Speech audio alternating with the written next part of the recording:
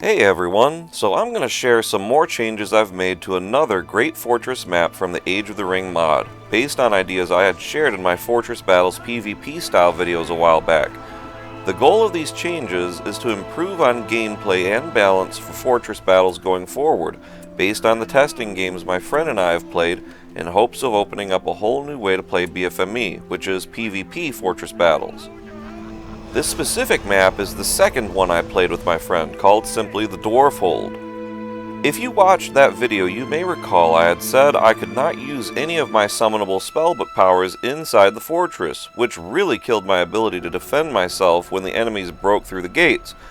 You can see clearly how I cannot summon anything, no matter how big or small. So what I did was go into World Builder and change the taintability of the inside of the fortress, which is a feature that allows or disallows you to summon anything on specific terrain you paint this texture onto. This is what the original version of the map looks like in World Builder. All those little white squares in the middle prevent summoning anything.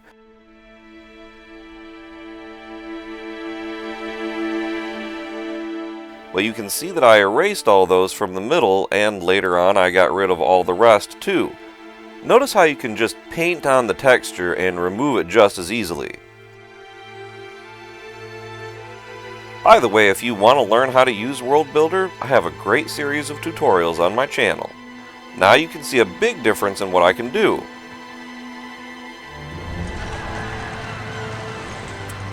I kept the non-taintable terrain intact on the edges of the fortress just so you can see more clearly the difference.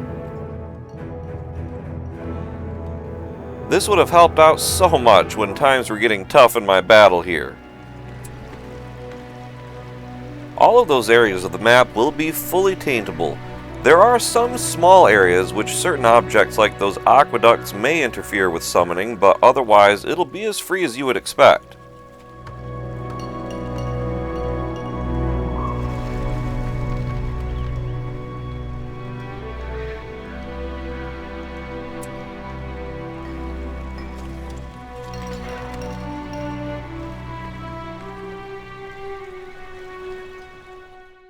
The last feature of this map that I changed is the starting point of the player just below the southern entrance to the fortress. I didn't play this in any testing game, but I discovered this testing out siege range from the lookout perches. Apparently, you can hit that player's fortress, and it doesn't take that long to get siege, so this fortress can go down quite fast. Needless to say, I think this is a problem, even if the fortress player is outnumbered 3-1. Just feels like a cheap win. So I moved that player's starting fortress location a little further to the south.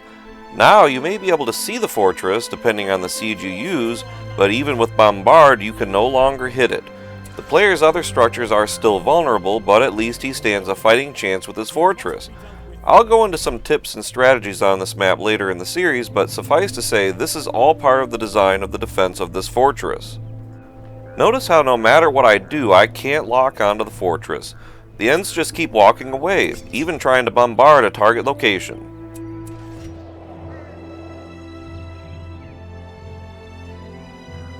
I'll cover other ideas I've had for other fortress maps down the road, but let me know what you think.